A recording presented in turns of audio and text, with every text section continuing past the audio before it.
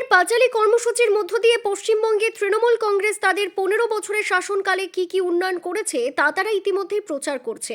সারা পশ্চিমবঙ্গ জুড়ে চলছে প্রচার। আর এবার সেই কর্মসূচির একটি অংশে তৃণমূল কর্মীদের কর্মে অবাক হতে দেখা গেল দুবরাজপুরের এক চিকিৎসককে।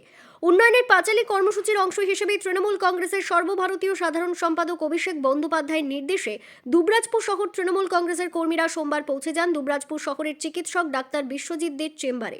তারপর তারা সেখানে পৌঁছে ডাক্তার বিশ্বজিৎ দেকে সম্মানিত করেন। চিকিৎসককে সম্মানিত করার জন্য তৃণমূলের তরফে তৃণমূল সুপ্রিমো মমতা ব্যানার্জির লেখা চিঠি ও ওনার পাঠানো উত্তরীয় তুলে দেওয়া হয়েছে। এই সম্মান পেয়ে খুশি চিকিৎসক ডাক্তার বিশ্বজিৎ দে। আত্মপ্রশংসা শ্রবণ করাই সুকরি বিষ্টা, ঠিক আছে? এটা এতক্ষণ শুনলাম, এটাই অশাস্ত্রীয়। তারপরে নিজের সম্বন্ধে কিছু বলতে চাই না, শুধু এটুকু যে মানে আমি নিজের পেশাগত জায়গাটুকু করি, তার জন্য এইরকম একটা সম্মান আমার কাছে অভাবিত, অকল্পনীয়, আমার স্বপ্নাতীত। অবশ্যই অত্যন্ত ভালো লাগছে। আপনাদের সকলের কাছে কৃতজ্ঞ এরকম একটি সম্মান আমার প্রতি অর্পণ করার জন্য।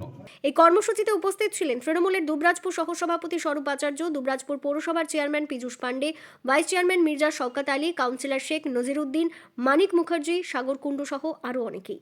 আমরা ডক্টর বিশ্বজিৎ দেকে সম্মানিত করেছি।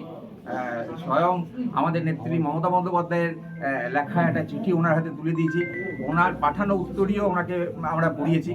এইভাবে ওনাকে সম্মানিত করতে পেরে আমরাও সত্যি সত্যি গর্বিত, কারণ আমরা সকলেই জানি যে বিশ্বজিৎ দে দুবরাজপুর শহরের আমাদের একজন ব্যস্ততম জনপ্রিয়তম ডাক্তার বাবু, দিনরাত পরিষেবা দিয়ে চলেছেন।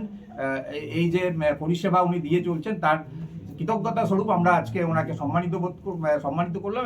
আমরা নিজেরাও সম্মানিত হলাম ওনাকে সম্মানিত করতে পেরে।